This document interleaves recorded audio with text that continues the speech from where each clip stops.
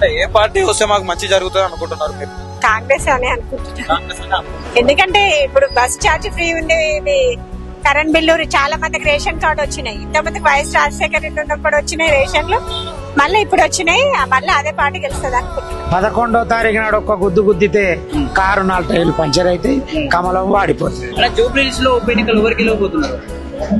Congress party అభ్యర్థి నవీన్ యాదవ్ గారు గెలవబోతాం. ఎందుకు నవీన్ యాదవ్ గారికి? ఎందుకు నవీన్ యాదవ్ గారు ఎందుకు గెలవబోతుండంటే గత 10 ఏళ్ల బీఆర్ఎస్ పాలనలో ఈ జూబ్లీహిల్స్ నియోజకవర్గం అభివృద్ధికి ఆమడ దూరాన్ని ఉన్నది. గతంలో ఈ నియోజకవర్గం అభివృద్ధి జరగలేదు.